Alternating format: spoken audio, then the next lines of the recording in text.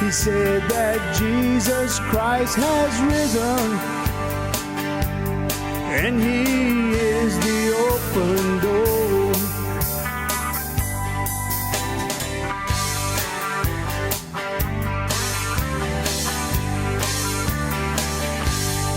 How you doing, everyone? Welcome to this episode of the Cajun Conservative Show, where we talk about life, we talk about liberty, and yes, we talk about the pursuit of happiness, and we show the world that us Cajuns do have intelligence. Hope you're having a good day, good week, wherever you're located. Happy Labor Day. That is today as we release this episode. Again, thank you for joining us. If you're enjoying the holiday weekend, please enjoy yourself and please be responsible. I know some of my listeners, they like to have a good time with not Bud Light, not Bud Light. But anyway, no. But y'all are a respectful audience. Y'all know better, and just be safe out there on this holiday weekend, 3-day weekend. I enjoyed it. Got off on Friday.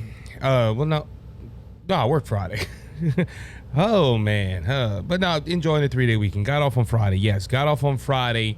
And went ahead and just had an awesome time this weekend with church and the school. I say school. You can tell I'm tired. Ladies and gentlemen. And I'm just a long weekend. But it's fun.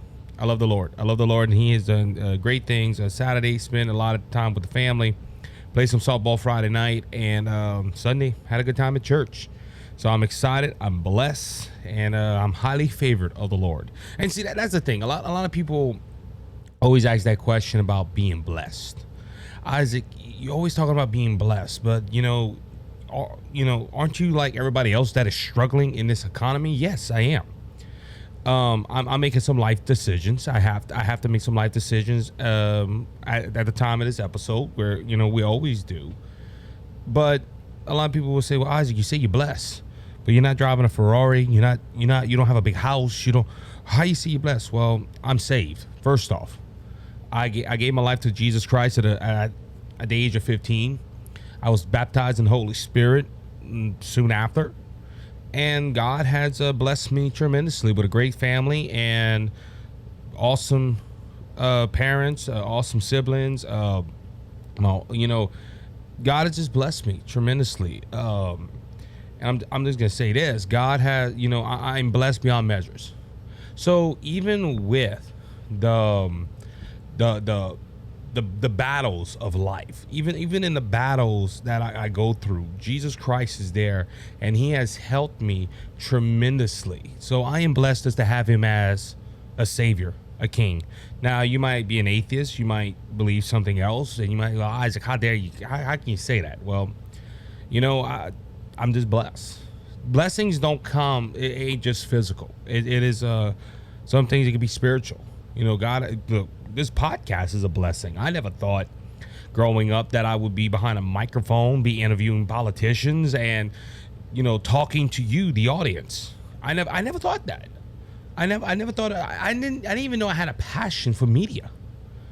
But God gave me that passion because this is my calling, and I believe this is the purpose that God put me on this earth for. So with that being said, I'm just excited. I'm blessed beyond measures. I'm blessed to have you as an audience, and I'm excited to see what God has in store for us going forward on this show.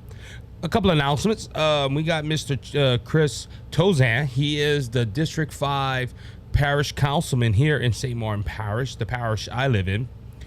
Great guy. He ran unopposed for his seat, so he's in his last term. And Chris got with me the other day and wanted to come on the show, so I said, "Look, come on." So we're gonna have Chris Tauzin come on. Now you might be asking, "Well, Isaac, why are you having a small-time politician, I guess you could say, in your studio?" Because that's local government. Local government is very important. A lot of people don't realize that. You can have a conservative governor, you can have a conservative president, but you can have all that. You can have conservative senators, but if your local government ain't conservative, you're gonna struggle. And that is the bedrock of America. That is the bedrock of your community, and that is your local government. Your local government is is very important. And this is why I like having local politicians on. And hopefully we have more. We have more that will come on. But Chris is going to be joining us in the third segment. Can't wait to have him. Love hanging out with Chris. Love talking with him. Great parish councilman. He's not my parish councilman. I live in District 8 of St. Martin Parish. But great friend. And if you live in District 5, you might want to listen to this. So, but Chris is coming on. And great guy. I think he's going to be it's going to be fun to sit down with him and talk with him a little while. So, ladies and gentlemen, let's get into our topic for the day. Our topics. America is struggling. America is just going down in the toilet economically. A lot of people might be saying, "Well, Isaac, why are you bringing this up?" You know, well, there's a lot of things going on right now, or a lot of sayings going around about the Biden economics. How the Biden economics is one of the greatest things since sliced bread. They say the Biden economics, they work. We got low inflation. The job numbers are down. Well, they're going up. The unemployment rate's going down, and everything's good. Everything's awesome in America. Everything's fine, but in reality, it's not. People are losing their homes. People are fighting to survive. They're living paycheck to paycheck. If you read a lot of the numbers, you see a lot of the people that are getting into credit card debt to pay their bills. They're literally taking out loans to pay their loans that they got, or their household notes. Something we didn't hear about in the Trump administration. We heard people say that it was their wages were going up, that the economy was fine. At the end of Trump's term, inflation was under 2%. A lot of people, and look, I have a lot of debaters on TikTok that will tell me no, it was at 3.8, full of baloney.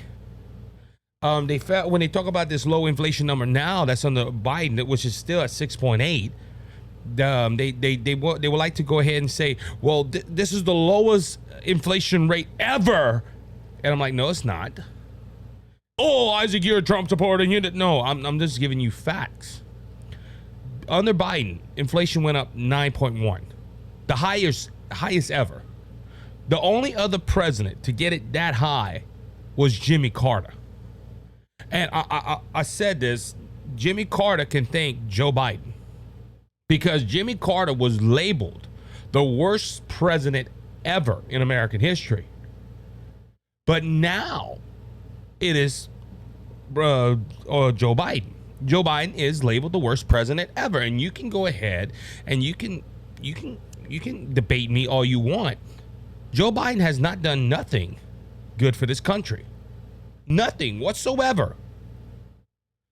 He has pushed more socialistic ideas than any other president, and that is including Obama. And I remember growing up with Obama. I remember seeing what this president done to this country. President Obama hurt this nation. And in the short 4 years that Trump was there, Trump fixed a lot of what Obama did. And within less than 4 years, Biden comes in and destroys everything. It took 4 years for Donald Trump to build back up America to its standing in glory. And only a few months, Biden tears down. But it's easier to tear something down than to build it up. Again, you might be asking, Isaac, why are you bringing this up? They didn't have nothing major happen this week on the economy. Well, yes, there was. And there was the August reports that came out for jobs. And it showed that the U.S. added 187,000 jobs. That happened this week. Now, you might be saying, well, Isaac, is that a good thing that jobs were added? Yes, jobs were added. Now, this was non-farm payroll jobs, and the unemployment rate rose to 3.8 over the past month.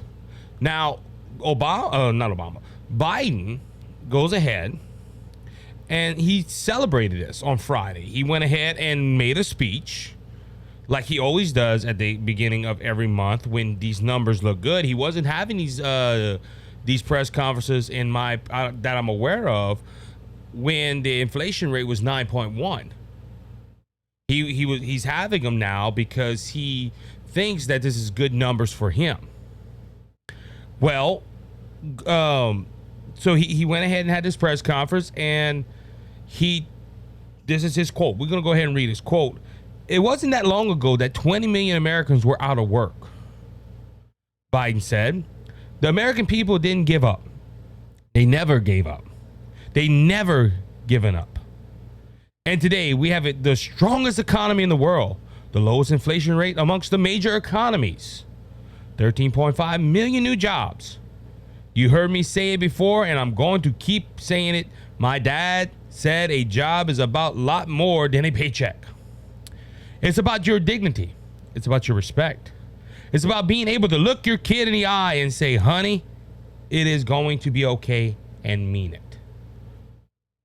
Now, ladies and gentlemen, good words, but a lot of baloney. Oh, Isaac, what you mean? Well, let's start from the top. It wasn't that long ago that 20 million Americans were out of work. Well, yeah, but it was out of work because of COVID. See, he didn't mention that in his speech. Nowhere. This is basically a shot at Donald Trump by saying, look, Donald Trump, you couldn't give jobs, but I came in and I gave jobs. I brought the economy back up. I went ahead. No, you didn't. It's kind of funny. During the Trump administration, when COVID happened, you had Democrats and Republicans listening to Fauci. And that's one thing I wish Donald Trump wouldn't have done, was listen to Fauci. But Democrats and Republicans alike told Donald Trump, shut the economy down. When Donald Trump shut the economy down for COVID-19, it brought this country into a spiral downward. And we lost, there was millions of jobs lost because of COVID-19. When Biden got in there, that's when the media started lighting up on COVID-19. You remember, and this is, every American should remember this. This is how biased the media is. Don't you remember Fox News, CNN, MSNBC, all the major news networks always had a tracker on the side of the screen showing how many had died that day, or how many people were dying during the COVID pandemic, and all the total people that died under the COVID pandemic. It's kind of funny, after Biden got inaugurated, that all disappeared and COVID started easing up. And people started going back to work. And they started lifting COVID restrictions. Do you remember this, ladies and gentlemen? The media didn't want it to seem that bad. It's like the swine flu in Obama's time. Swine flu was bad, but they didn't want to panic anybody, so they didn't promote it on media that much. No, that would have made Obama look bad. Ladies and gentlemen, 20 million jobs lost was because of COVID-19. But President Biden didn't say that. Why? Because it makes him look bad. It makes him look bad because the only reason them jobs came back was because it was lifted. The COVID pandemic was lifted.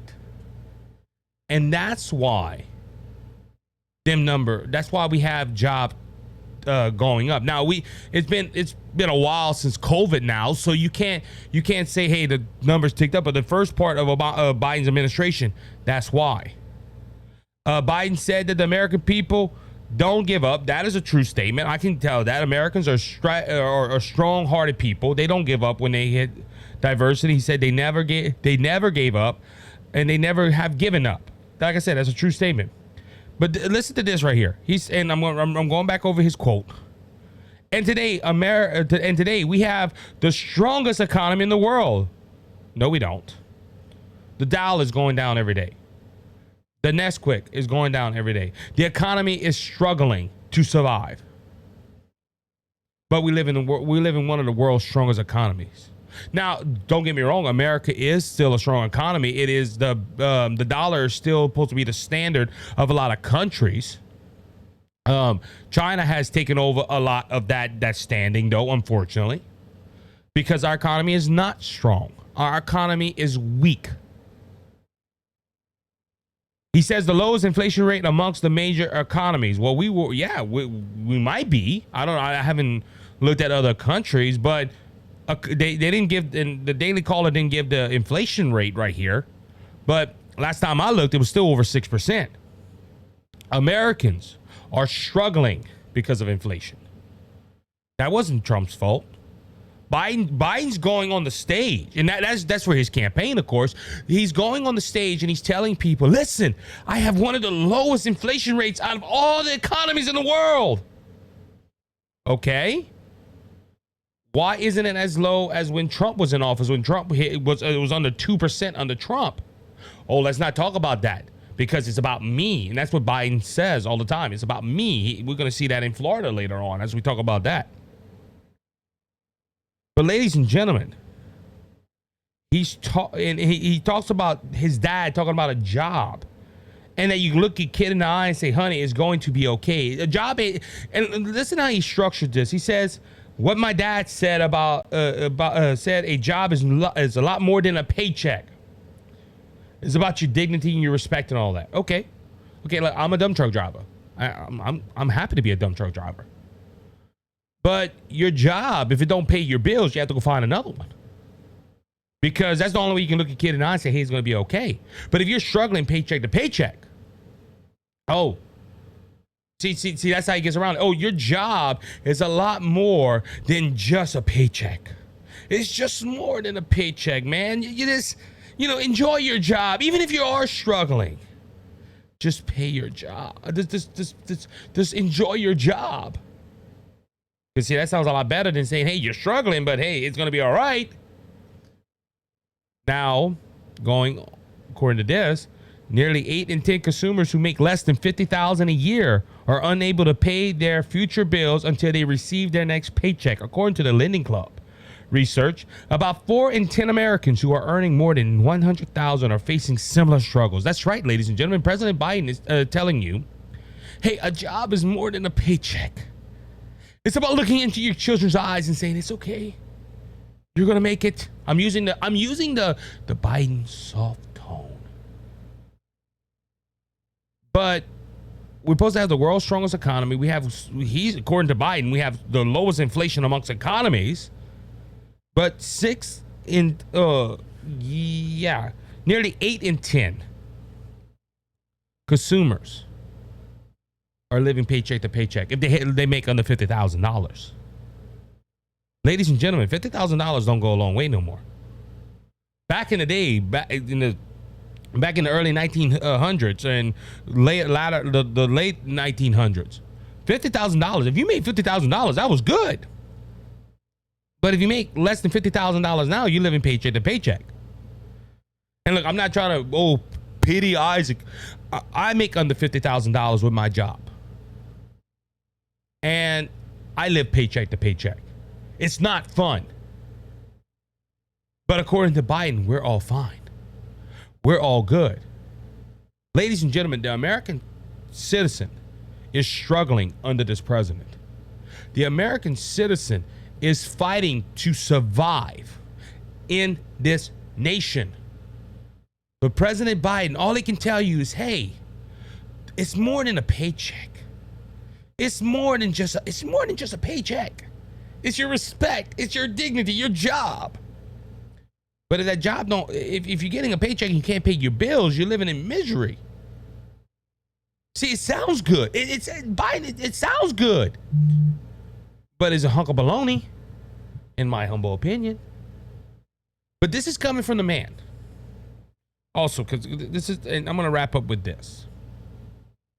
American citizens are struggling, like we just said.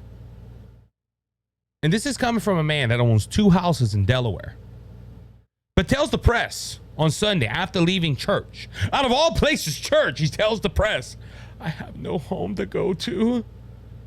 That's right, ladies and gentlemen, according to Fox News, Biden was on vacation again, which 40% of his presidency has been on vacation, just to let you know. Biden said Sunday during his visit to the Rowboat Beach, Delaware, during his visit in Rowboat Beach, Delaware, that he was not on vacation. He has no home to go to for the time being. Biden approached reporters after leaving Mass at St. Edmund's Roman Catholic Church and unpropped unpropped, revealed his weekend trip was not for vacation purposes, according to the Associated Press. The president, who has 2 homes in Delaware, lives at the White House, but spends most of his weekends in the first state. I have no home to go to, Biden told reporters. Maybe this is why he's happy about the economy, because he has no home to go to, and he's struggling just like the American people.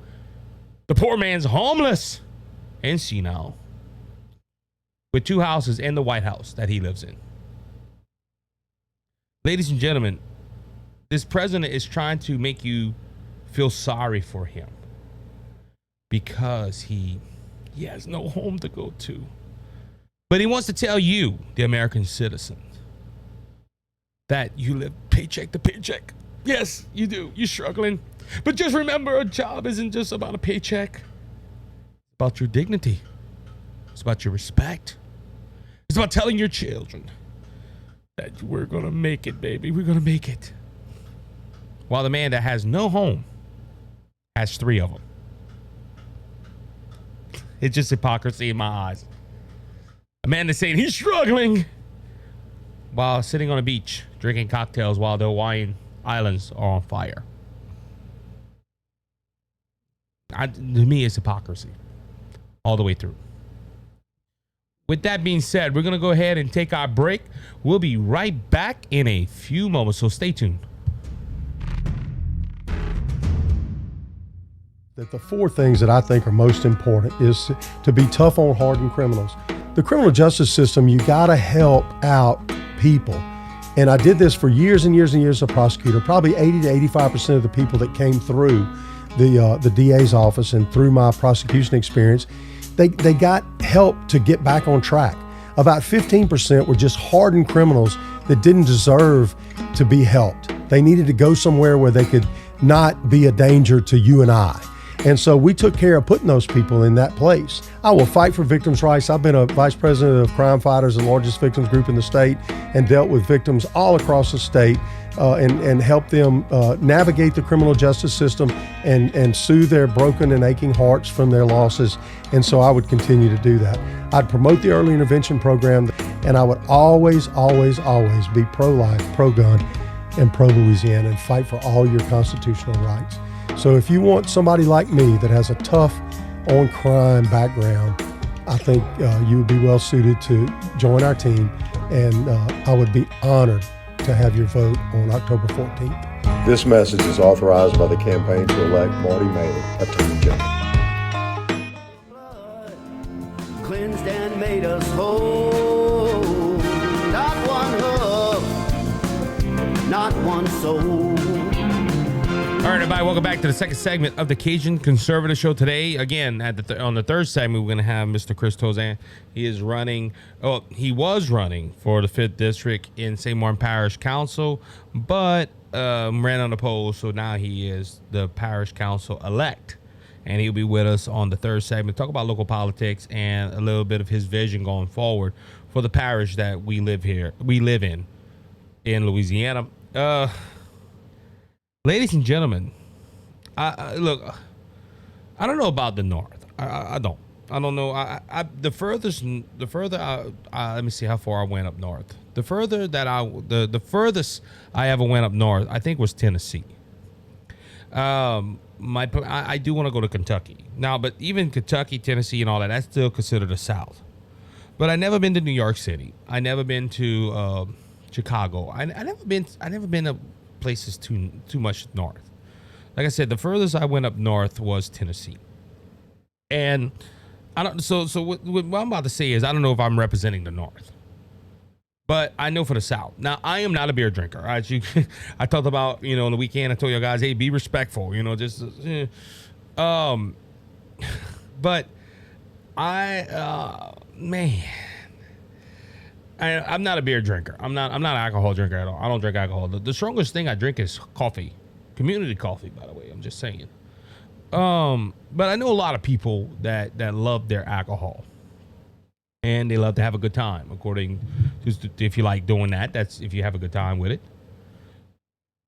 But ladies and gentlemen, it bothers me when the government sticks their head in something and tells you that you as a citizen should only drink 2 beers a week.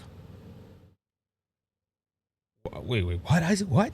Well, the Biden administration, the Biden alcohol advisor, I guess you could say, the CRIS, says U.S. must follow Canada's limit beers to 2 a week. And the writer of the article says, what a joke. That's right, ladies and gentlemen. The President Biden's alcohol CRIS, CZAR, says Americans may be told by officials to have no more than 2 beers a week. It was told by the National Institution of Alcohol Abuse and Alcoholism. George Cobe told Daily Mail on Thursday that the U.S. may follow Canada's footsteps on alcohol guidelines.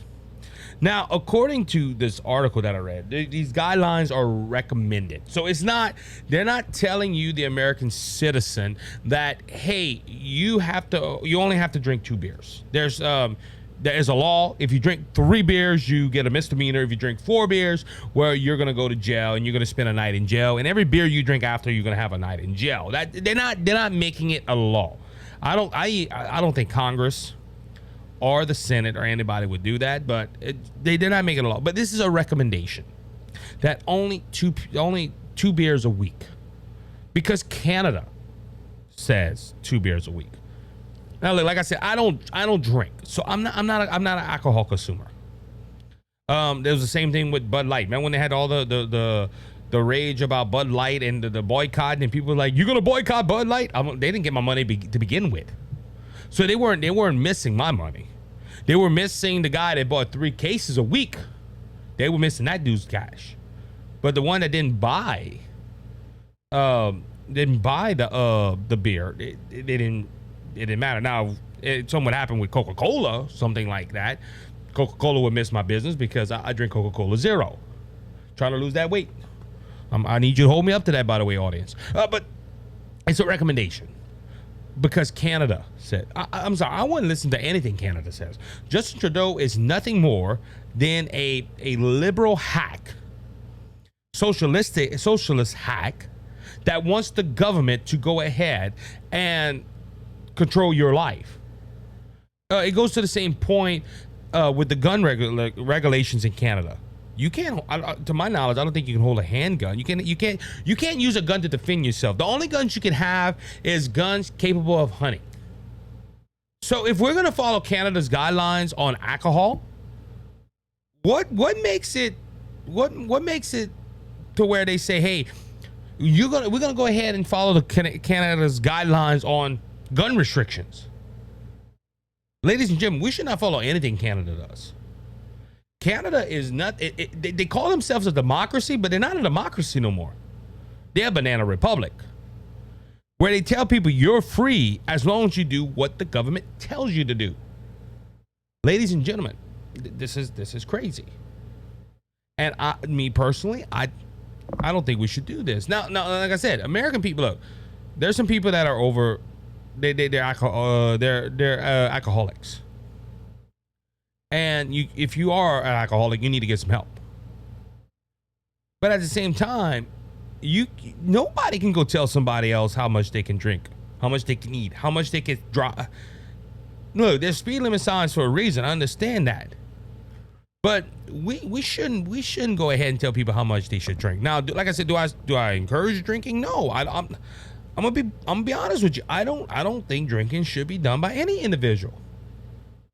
But at the same time, I'm not gonna go tell everybody, hey, don't drink. I can tell people why I don't drink and why I think people shouldn't drink. Now that's up to the person, the individual, to say, okay, I agree with you, Isaac, I'm not gonna drink. Or they say, look, Isaac, that's your belief, I'm gonna do what I wanna do. But for the government to tell people, hey, you can only have 2 beers a week, that bothers me. It bothers me when the government tells you to do something that does not pertain to them. But this is big government working at its finest. Big government likes telling the people who they think is peasants to do what they want them to do, not what they want them to Not would you, the individual, say, look, hey, it's my freedom. I can do whatever I want. All right. So unfortunately, there was a hurricane in Florida last week. Praying for all the victims that lost their homes. And look, I can relate to Florida. I can relate to Florida in this.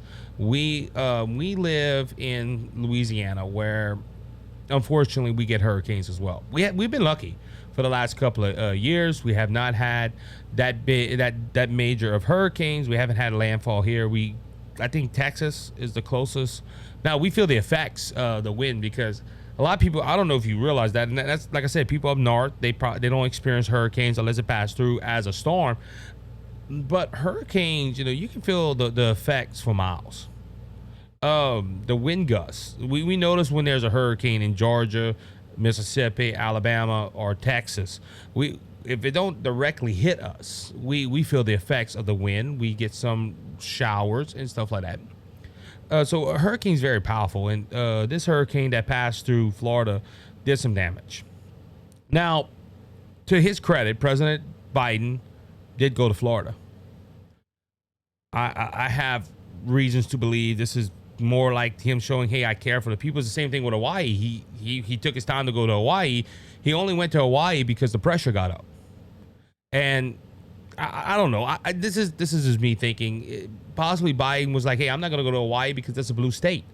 I got that state in the bag. And when he started hearing rumors that the Hawaiian people were upset with him, I need to go. And look, there's videos out there where there's people giving him the number one finger, saying words that start with F.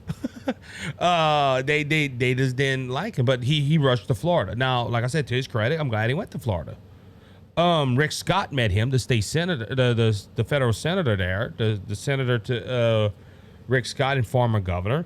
But Ron DeSantis wasn't there. Now, Ron DeSantis got a lot of heat on it, but the DeSantis administration said meeting with Biden would do more harm than good aim hurricane efforts. So they were like, look, this is going to be a lot of traffic, a lot of problems. Let just the president go. Now, like I said, Rick Scott met with him, but Ron DeSantis didn't want President Biden in Florida anyway. But he went, and like I said, I'm on the fence with Ron DeSantis not meeting him. I think if the president shows up, no matter if you're a red governor or a blue governor, you should go meet the president out of respect for the office. I don't like Biden, but if President Biden would call me and say, look, can you come to the White House? That's not an invitation. That's kind of like, hey, you coming to the White House. I would show Biden the most respect because he's the president. Now, I would let him know in the kindest ways, look, I don't agree with you.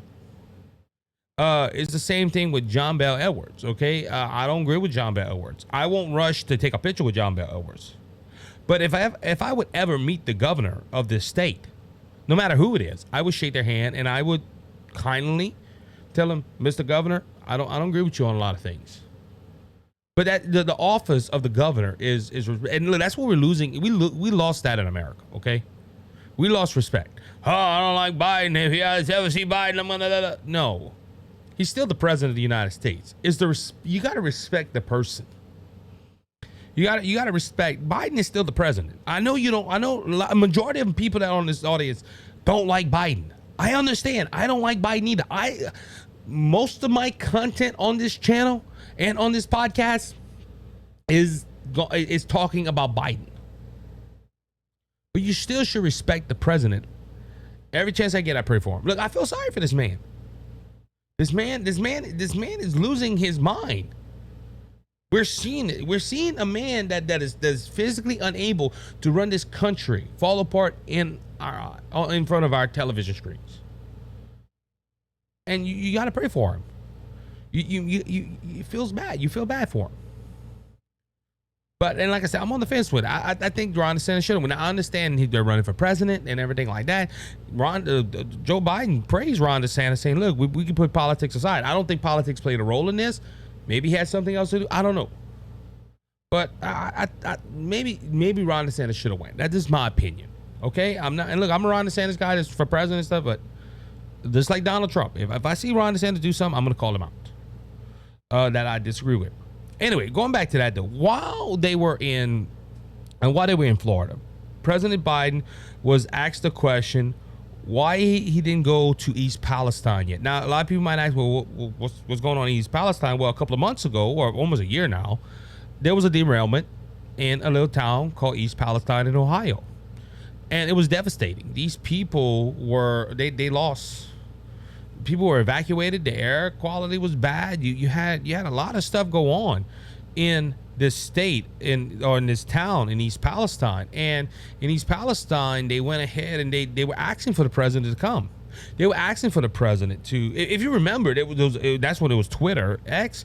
They had a X post where they had these people filming the water. They threw a rock in the water, and it like oil. If you mix oil and water, it made rainbow colors, and it was just devastating. And President Biden never went.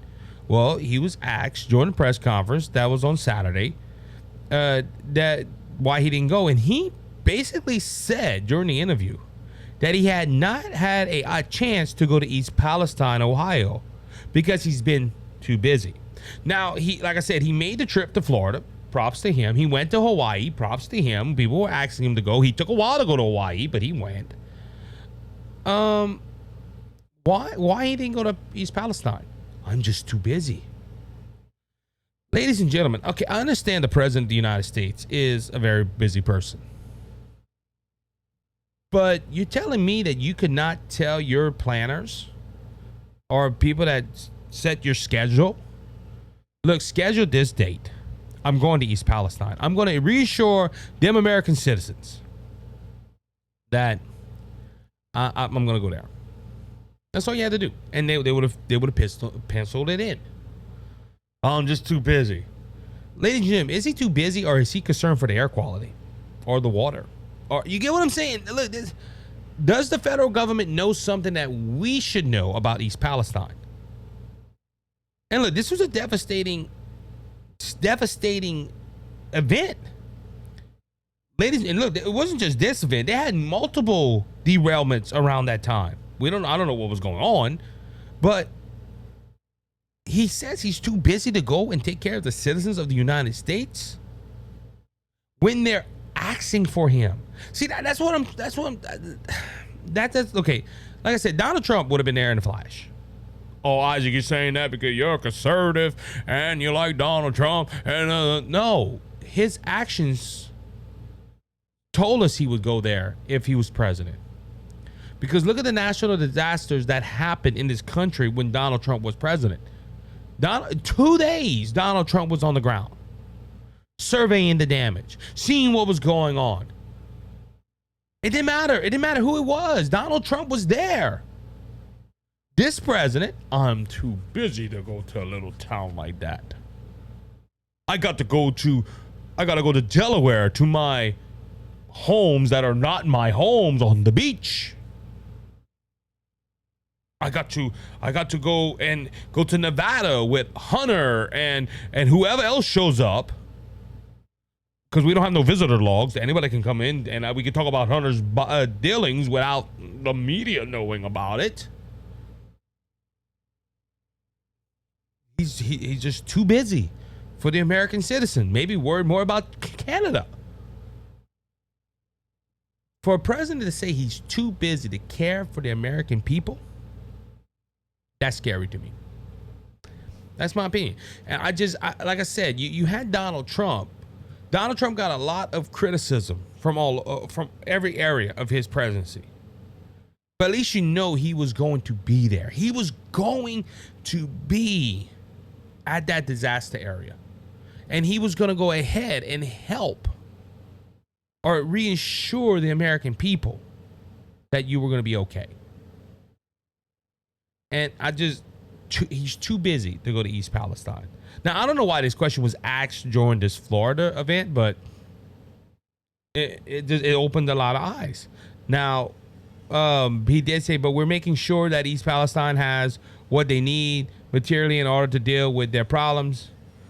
Yeah, you can give them all they want. You can give them the help, but if you're not there, or you're not showing that you want to be there, it's kind of a losing cause.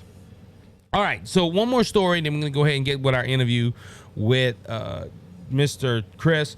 House Speaker Kevin McCarthy details how impeachment inquiry into Biden would start. That's right, ladies and gentlemen. I believe Congress is in recess right now, and they're not back yet. But Kevin McCarthy, who is Speaker of the House, now there is some chatter going around that with a spending plan and stuff. We're talking about a government shutdown again. We just passed a $2 trillion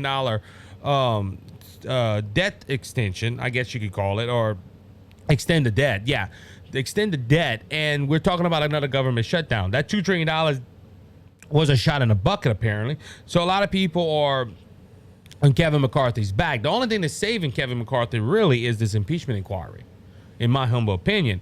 Now, I think he's a good speaker. I think Republicans should leave him alone and let him do his job. He's been investigating and all that. But there's been talks of an impeachment inquiry into President Biden to extend the investigations into a lot of the stuff because they're getting derailed. The Hunter Biden incident is a perfect example. Give him a plea deal where he has immunity. The judge says, no, we're not going to do it. All of a sudden, you name the guy that gave him the plea deal, the special prosecutor. He goes in front of Congress and says, we can't talk to y'all guys. It's an open investigation. We're looking into everything. We don't want to damage the integrity of the investigation. And this is why they want an impeachment inquiry. They can go around a special counsel if they're in an impeachment inquiry.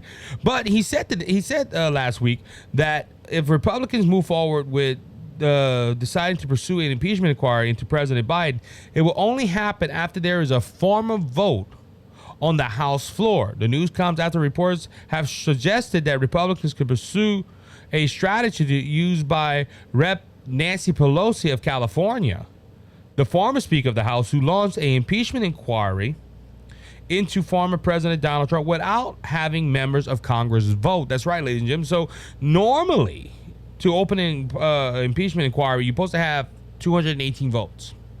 Republicans are going to have that if all Republicans stand together. You only have four. The Republican Party only control the House by 4 votes. So you can only lose 4 votes or 3 votes or whatever. So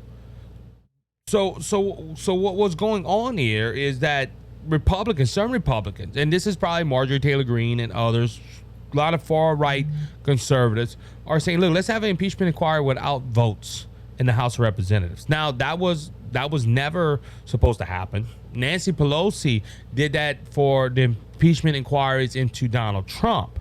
Now, she had to have the vote to impeach him, to officially impeach him, but to do the impeachment inquiry, they didn't need a vote. That's how Nancy Pelosi ran her Congress. Nancy Pelosi took the rules and just changed them all the way.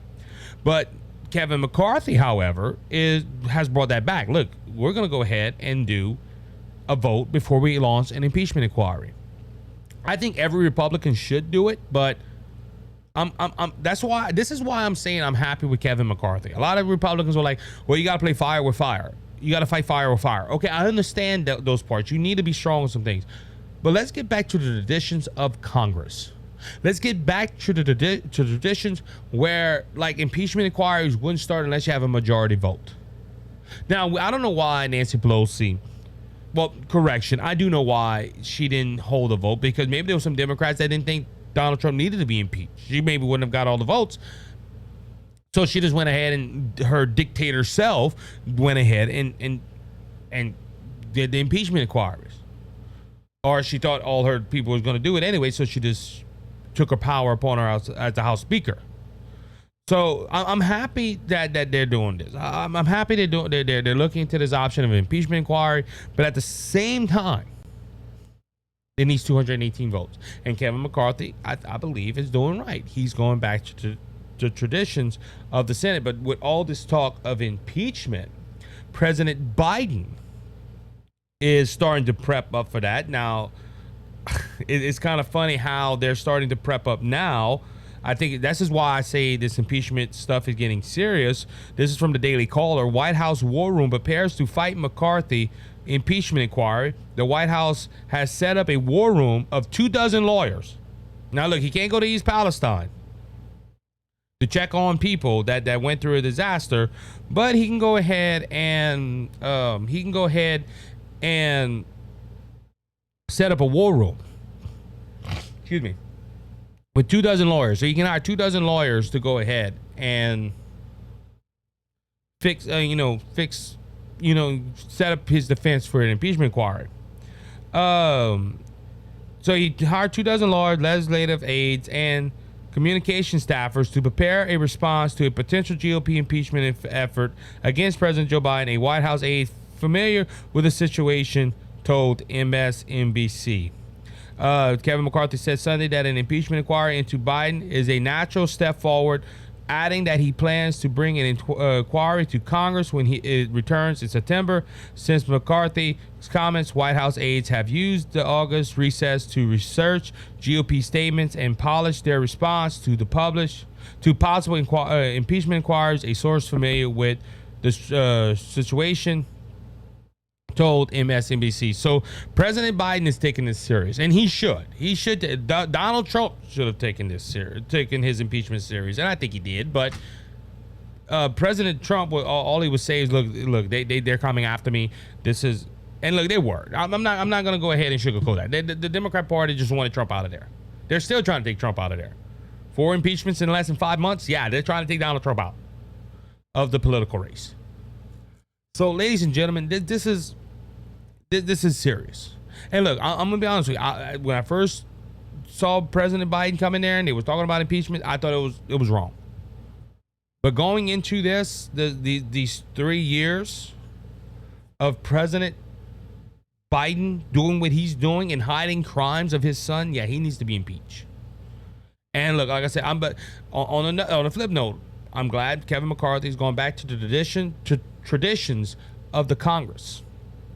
And he's going to put it up to a form of vote. So with that being said, we're going to go ahead and take our break. On the other side of the break, we're going to go ahead and join Mr. Chris Tauzin. He is the Parish councilman of District 5 here in St. Martin Parish. So stay tuned for that. Please, we'll be right back on the other side of the break. So stay tuned.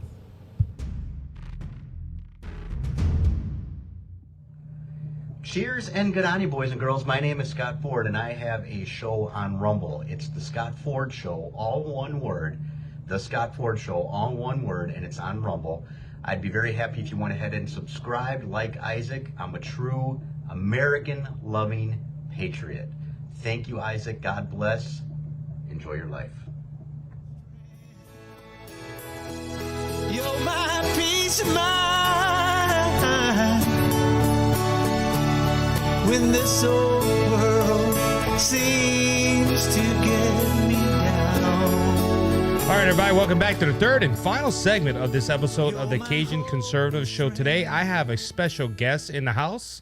His name is Chris Tauzin. He is, he was running for District 5 St. Martin Parish Council, but you are elected, but you are currently the Parish Councilman of District 5. Chris, how you doing, man? Welcome to the show. Thanks, man, for having me here today.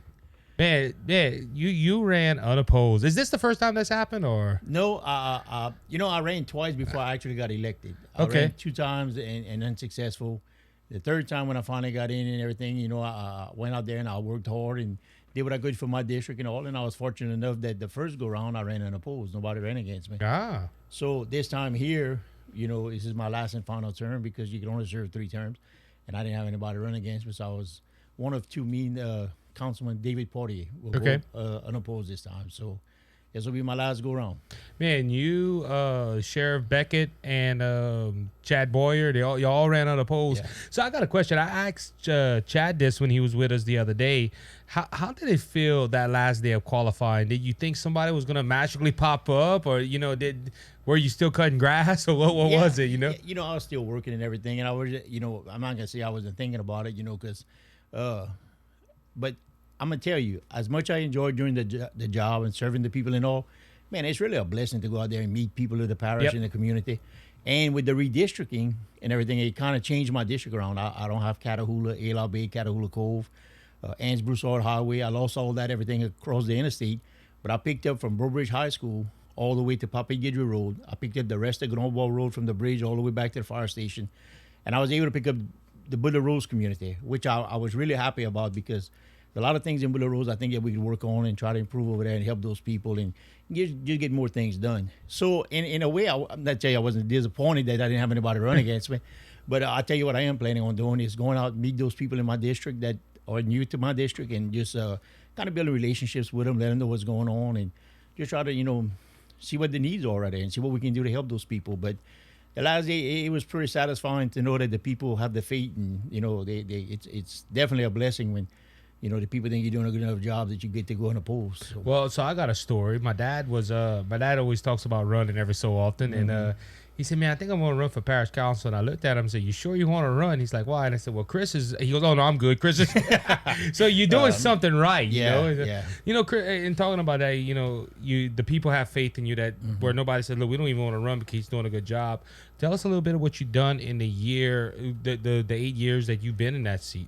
Isaac, when I first got in there was a lot of needs in the parish and stuff, and they not neglect, but a lot of it was due to funding. And that we first 3 months we in office, we had the 2016 floods. Yep. And it was pretty catastrophic in my district. I had a couple of communities in areas in my district where Bridgetown was one of them. But we had 86 houses, and we had 63 houses that had water in them. Wow. One thing I learned, it doesn't matter if it's a foot of water or 10 feet of water, it's still water. Yep. And it's pretty rough to see these people have to go through all the hard times and struggles and all. So we were pretty fortunate to learn early what we're up against and stuff and all. But the one thing we were able to do is, and I'll give all the credit to Guy Cormier. Guy had a solution. He came up with this idea. He said, "Look, let's try to pass a bond. We don't have the funding." A lot of people think, when you think about Lafayette, they're operating on a $500,000, they got $400,000 budgeted for the parish. God knows how much for the city. In St. Martin Parish, we got $38 million. That's what our annual budget comes down to.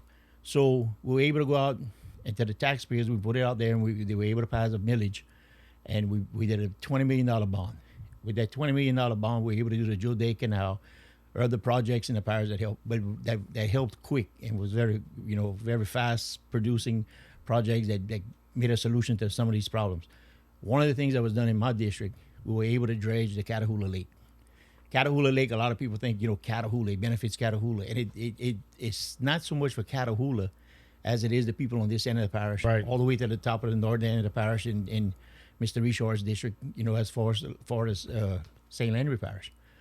2/3 of the water in this nation comes down the Mississippi River. Yep. 30% of that water is diverted into the Atchafalaya Basin. We also get water from the Red River that comes down through Alexandria and stuff that gets passed in Bayou Catawba. All that water comes down. When it can't go into the basin area, it comes down Bayou Army. So a lot of the problems we had with the flooding was the backwater flooding in Catahoula. When the water gets over there and we get to a certain point, it would back flood there. But we were flooded here. A lot of people make jokes and stuff, and they say, "Well, yeah, it saved Pats of Henderson, the restaurant." Pats of Henderson, let me tell you, when you got water in the restaurant at Henderson, it's bad. Yeah, we've got 600-700 homes that have water in their houses right now. So that bond was a big thing that we were able to do. We also were able to upgrade our parks. $5 million of that went to park upgrades, and we did a big project in Cecilia, and I was able to do the Catahoula Park, where we were able to build a rec building there. We redid the restroom in the concession stand area. We did new playground equipment. So we really upgraded the parish a whole bunch. So I was real proud and to be part of that and stuff and get that done. The second thing I'm real proud of, that the parish, again, the voters, because unlike some with local government, we can't raise your taxes. All we can do is approve it to send it to the voters to allow them to make that decision if they want to do it. And the voters came back to us and said that because they passed the road tax, the 1 cent road tax. Yep. There's a misconception when it comes to road tax. A lot of people think that road tax covers all roads in St. Martin Parish, and it doesn't. We're only responsible for the parish roads. The incorporated areas of the parish do not pay that 1 cent sales tax. So you got St. Martinville, you got the Village of Parks, you got the Burbridge City, you got Henderson. All these municipalities don't pay for this, so it's all the outside. So we only use the money to do the outside projects. And we're getting ready to start a project now that's going to be coming up. We're going to be doing partnership with Burbridge City, the Old Melastone extension, from the roundabout to the Mack dealership. We're going to be doing a total reconstruction of that road. Oh, wow. I want to say it came in at 1.2 million. I think That it's ain't too 1.2. No, and some of that area, the road is not as bad as the others, but it's bad. It's a bad road. So that road's getting done. We're going to be doing Section 28 road. We're going to be doing Herman Dupuy Road in Burbridge High School Road, Bulldog Hall Road in this area, and there's a couple of roads on the north end of the parish that we're going to be doing. But that's going to be done in 2 phases. The first phase will be this year. Second phase will go out for bid and be approved with this council that's here to start next year after grinding is over. So our tax generates about $3 million a year, roughly. Problem is this year, the last couple of years, we had a lot of bridges go out on us. Yeah. We had the bridges this in road. We had 4 Mile Bayou in Lower St. Martin Parish. We just recently had Grand Wall Bridge go out. That just came in. We opened bids last week. Bids were awarded. That bid came in at $417,000. So, and that has to come out of our road tax money. So when we finished, when it was all said and done, we had to take about $1 million to $1.5 million out of there to repair bridges. So the good news is there is funding, and with the new tax and all. The bad news is what we were hoping to do was we would have liked to have done what Scott did when they first passed the tax initially.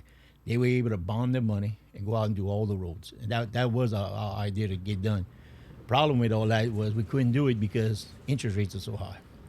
If we would go out and bond the whole thing out, we wouldn't have anything to keep up for maintenance, and we'd only get to do two-thirds of our projects.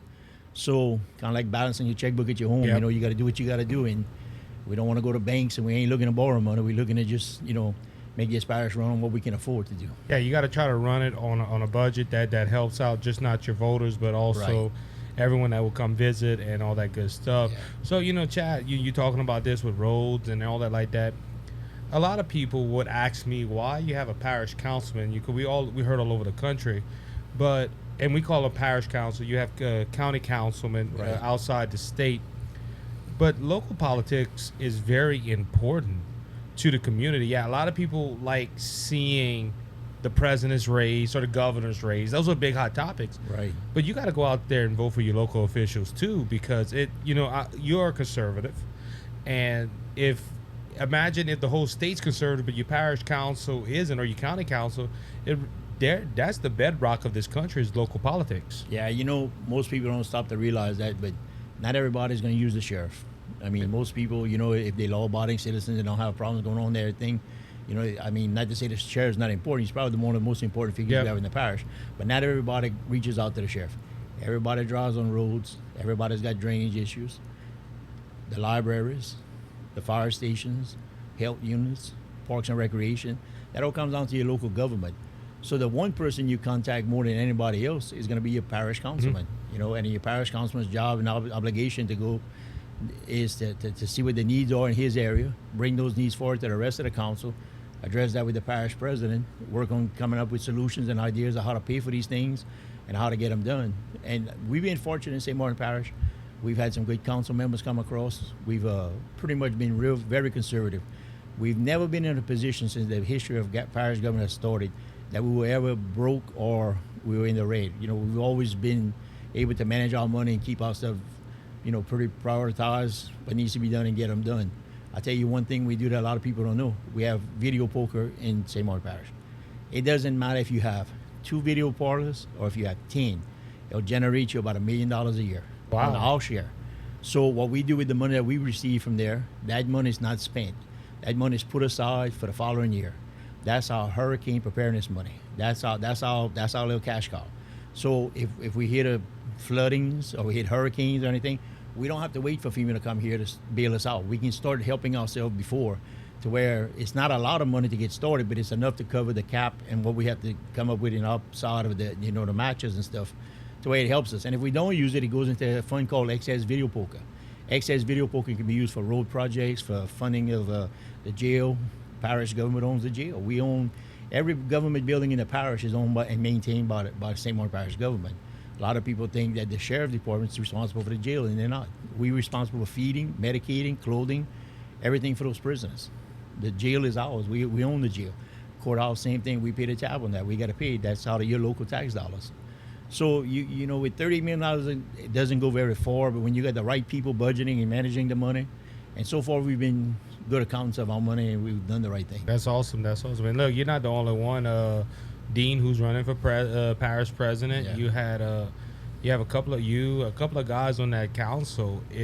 y'all do a great job in St. Martin Parish, and even with some of our troubles, we have the issues with Lafayette Parish a little bit, but hopefully that gets solved real soon. But that's something that local government. I can't go to Lafayette Parish and argue that. That's something that y'all need to take care of. And I know Dean's my councilman, because it's funny where we live at right here, District 8 and District 5 meet up. But I had an issue with something. Dean took care of it, and that's what it's about. Y'all taking care of us. We voted and elected on by districts, by stuff, but pretty much all the council members agree and all, and we don't have a problem. Look, I was born and raised in Grand Anse. Cecilia's where I went to school. Dean was born and raised where I served where he grew up, and he serves where I grew up. And we got a pretty good understanding. If there's something that goes wrong in his district, and people call me because they know me, we reach out to each other, and we try to make sure that at the end of the day it's about taking care of the parish and not drawing about the lines and stuff. So we're pretty good on that. One thing you just brought up about referring to the small bank issues, there's not a whole lot we can talk about because it's in litigation and stuff, but just for your listeners to know, we didn't drop the ball on this thing. Before those small banks even were removed, Mayor Gilroy and them went and tried to get the permits to do it, and they weren't successful. So at that point, they dropped it. But Chester, being an old attorney from the country and everything, he don't just forget about things too easy. Chester started looking into this and started making plans, and we had addressed another attorney firm that handles those kind of situations, and they are representing us in this case. Josh Gilroy did file suit against us and the Corps Engineers in District 15, which is Judicial 15, is Lafayette Parish. Well, that case has been dismissed by a judge magistrate for hours, and 2 weeks ago it was dismissed on the federal court on their side against the Corps Engineers. So we have filed suit in the 16 JD. We have a judge that's been appointed to the thing, to the case, and we are going to be sought to be pretty soon. They can start doing depositions, and they are moving forward. But we haven't forgotten about the people in Cypress Island. We haven't dropped the case. I mean, we in full litigation with it all. It's a slow process. It's the judicial system, the wheels turn very slow. If we'd like to see it work a lot faster, but it's out of our control. So. And that's how the founding fathers wanted. They wanted to make sure that they make the right decision on that. So Chris, going forward, you have 4 more years. What you have planned for 4 more years in your side of the council? On my side of the council, in the next 4 years, we got our road tax money, so we want to start redoing our roads, and hopefully, if our country's not in the right leadership, in my opinion, I think we need to change leaderships. I think we're going to see a leadership in Washington change, and hopefully for the better. I think interest rates will start going down. Once interest rates start going down, if we can, we'll bond the money out to do the road projects. If not, at that point, we'll see where we're at, and we'll just continue doing it the way we're doing it. It's going to be a little bit slower process, but our country's not in the best of shape right now. No. You're a regular listen to the show. I get when my face starts turning red. Yeah. And I'm gonna be honest with you. Local government, sometimes it looks like everything's, it's a cluster, everything's messed up and all. And I mean, when you look at it on the parish and state and local, I mean, I think we're doing a decent job, and we're trying to do what's right for the people. And like I said, we've never put ourselves in the red. Man, you got to run this country like you run your household. That's how I feel. First thing you did when you took God out of classrooms. Yep. Our country was founded on God. It was built on that. I don't care what you believe in. You got to have an explanation for why we're here.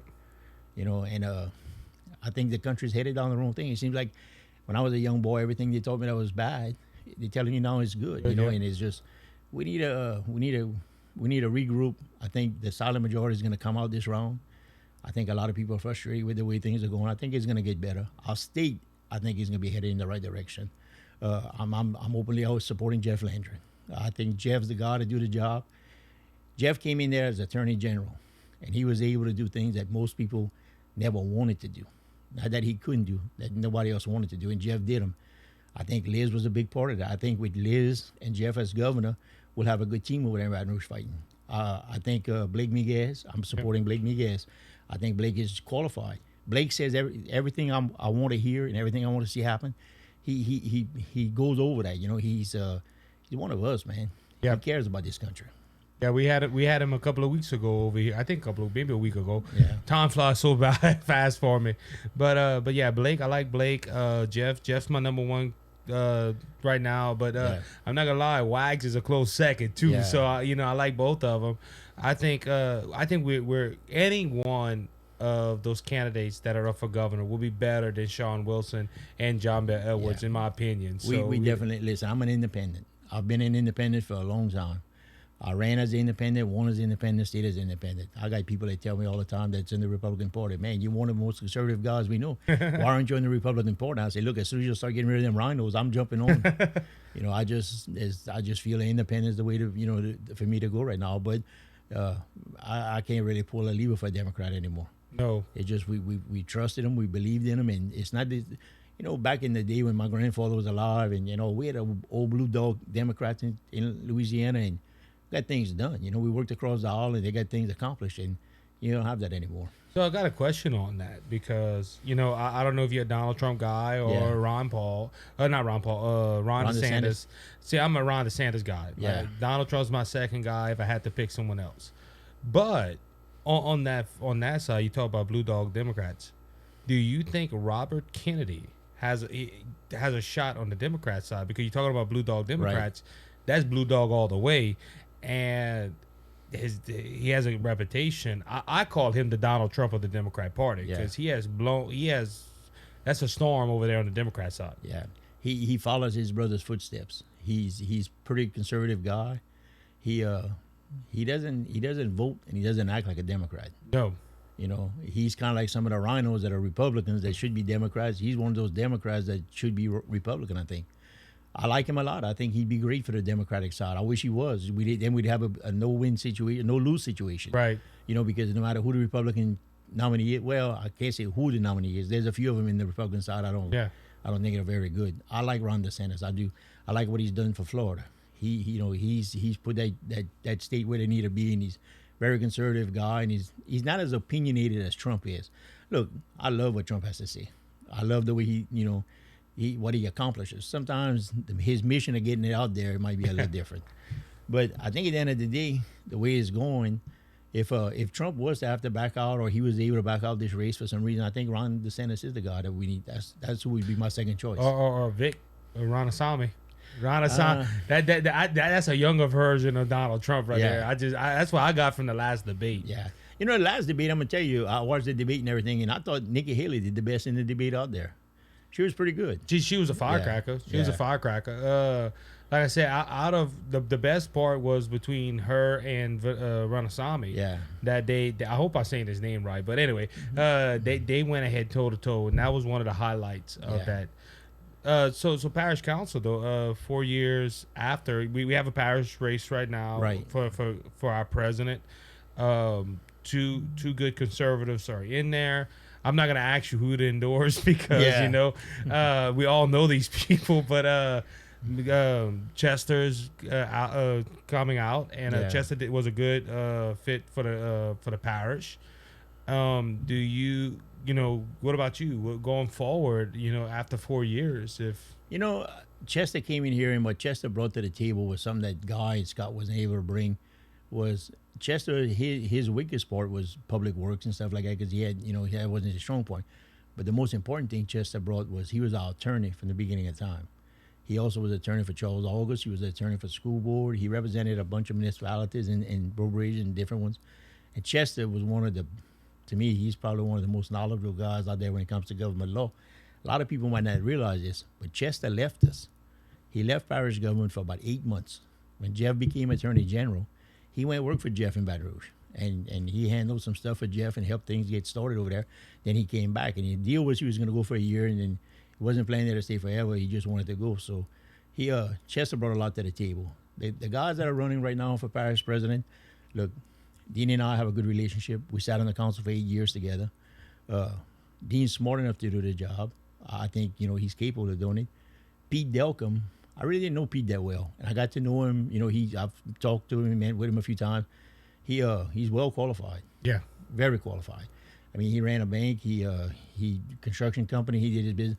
Actually, when I first got on the council, we were trying to get people to do stuff in the park, and we were having trouble because a lot of guys don't have insurance and they're not bonding and stuff. And you gotta be insured and bond. Pete had his little construction company, and we need some fencing work done, and he did the first job for us over there. So I got to know him and work with him on that. Very smart fella. School board brought him in to handle some of their major projects and stuff over there, and he did him a good job. I've talked to people at the school board that like him a whole bunch. I think we're in a pretty good situation where we're going to be, one way or the other, we're going to be all right. I don't know how long a commitment these guys are going to give us, but I'm there for 4 more years, and after 4 years, I won't be able to run back because I'll be term limit. And look, I 100% agree with term limits. I think it's the greatest thing ever. Yep, me too. Every once in a while, you might lose a good one due to term limits, but you know what? If that guy was as good as he was, he'll stay involved. He'll work with the next ones coming in and try to help him. You bring in that fresh new blood, fresh ideas, people coming there with, it's a good thing. I'm all for term limits. And, everybody said, well, you're going to find out what term limits are about. Look, I'm happy. I did my 12 years. I was glad. What happens with the future from here?